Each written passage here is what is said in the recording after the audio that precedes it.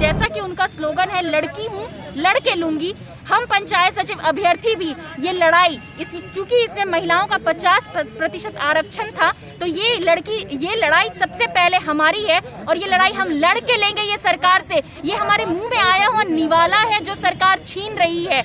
जब high court के judgement में 2019 में कह दिया गया है कि जो नीति अब बनेगी, नई नियोजन नीति जो बनेगी वो आगामी एग्जाम के लिए प्रभावी होगी, उससे पिछला कोई एग्जाम प्रभावित नहीं होगा।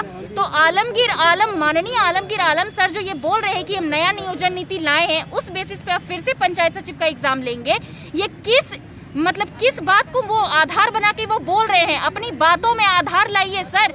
अपने जो आप बोल रहे हैं ना, पहले उसके पहले जो हाई कोर्ट जजमेंट दी है, अभी हमारा केस सुप्रीम कोर्ट में भी चल रहा है, उससे भी हमें मर्जी मिलेगी, वो स्टूडेंट की बात सुनेंगे, तो उसका तो कम से कम वेट कर लीजिए। ये जो आप नया नियोजन नीति बना रहे, 5 साल कोई भी सरकार चेंज होती है तो वो अपनी नीति बनाती है, उसके हिसाब से पुरानी नीति को रद्द करती है, फिर नए सिरे से एग्जाम लेती है, फिर आपकी सरकार 3 साल बाद जाएगी, 3 साल बाद नई सरकार आएगी, वो कहेगी आपकी नियोजन नीति को हम नहीं मानते हैं, हम नई नीति लाएंगे और उस हिसाब से युवाओं का एग्जाम लेंगे। तो ये जो C ग्रेड का आप जॉब दे रहे हैं ना, मेरे को बहुत बड़ा IAS के पोस्ट के लिए हम नहीं लड़ रहे हैं, हमें जो ये C ग्रेड का जॉब मिल रहा है उसके लिए हमने 5 एग्जाम परीक्षाएं पास की, स्किल टेस्ट पास किया, डॉक्यूमेंट वेरीफाई किया, अब फिर से आप वही एग्जाम लेंगे, वही प्रोसेस करेंगे, समय तो हमारा बर्बाद गया ही।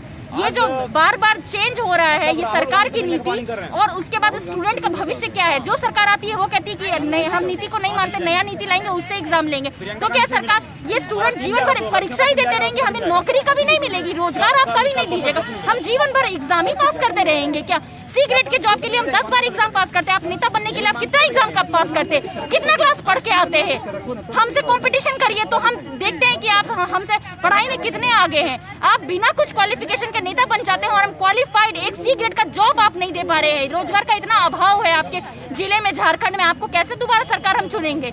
ये सरकार चुन के 2.5 साल से पछता रहे हैं और 2.5 साल और पछताना पड़ेगा हमें। सरकार को लगती है ना कि हम लोग आश्वासन दे करके ठग करके ये लोग को भगा दे रहे हैं, हम लोग आपका इज्जत कर रहे हैं, हम लोग समझते सब कुछ है कि आप लोग हम लोग के बारे में क्या, पहले बोला गया कि कैबिनेट में बात उठाएंगे, ठीक है, और वहाँ पे हम लोग 1200 से 1400 के एवरेज में स्टूडेंट थे, हम लोग मानव सिंह का बनाया और शांति का परिचय दिया।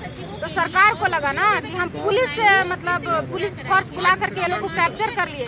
नहीं, हम लोग माइंड सेट से गए थे कि हम लोग को शांतिपूर्ण रूप से लड़े रहना है, शांतिपूर्ण रूप से रहना। ऐसा नहीं है कि आपका पुलिस बल हमको रोक दिया। आप जो 100 मीटर रस्सी करवाए थे ना, घिरवाए थे ना हम लोग को, हम अपना गाड़ी का स्पीड बढ़ा सके गेट के आगे, इससे हम लोग नहीं रुके थे, क्योंकि हम लोग का सोच ही नहीं था कि आपको मारना है, पीटना है, घेरना है। हम लोग को नियुक्ति चाहिए, आपका गलतफहमी है। नहीं तो आपको आज हम सरकार से कहना चाहते हैं कि हम लोग को तो जो उचित कदम उठाना होगा उठाएंगे ही, क्योंकि हम लोग का मुंह करने वाला छीना जा रहा है। आप लोग राहुल गांधी से मिलने का भी निर्णय? हाँ, राहुल गांधी से मिलेंगे, प्रियंका गांधी से मिलेंगे, क्योंकि अभी यूपी में चुनाव चल रहा है। वहाँ पे राहुल गांधी, प्रियंका गांधी का मेन मैनिफेस्टो है रोजगार।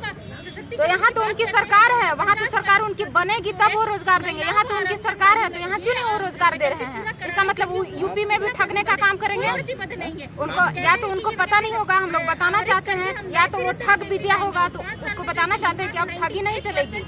हम लोग सारे मंत्री को और ये आलमगीर आलम को खास तौर से कहना चाहते हैं कि आप ठगिए मत, हम लोग समझ चुके हैं आप लोग। और अगर आपका अधिकार CM के पास नहीं चल रहा है तो आप इस्तीफा दीजिए ना, क्यों बैठे हुए हैं?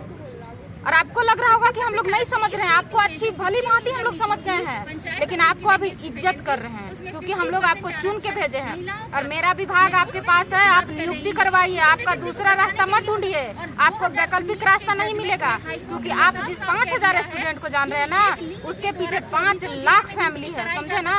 और आप ही नहीं, हम लोग सब पढ़े लिखे हैं, और हम लोग ना 10 लाख में से 5000 अभी चुन के आए हैं, समझे ना।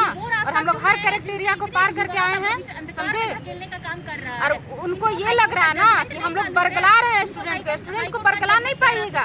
वो लोग सब समझ रहे हैं, अभी इज्जत कर रहे हैं। इस चीज को आप भली भांति समझ जाइए, और नहीं तो आगे जब स्टूडेंट उग्र होगा, उस दिन 1200-1400 की जनसंख्या में हम लोग थे ना, आपका पुलिस बल हम लोग को रोक नहीं पाते। Giridih is a small place, and we have like very less facilities in terms of education and this kind of infrastructure.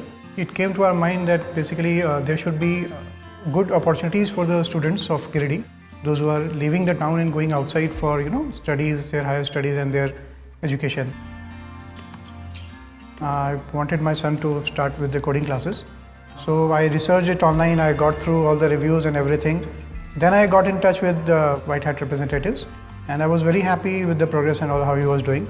So then I thought that why not to implement it in our school so that all the students are able to learn this thing. I started coding because we can make our thoughts real. We can interact with the computer. White Hat Junior is helping me to create a web browser.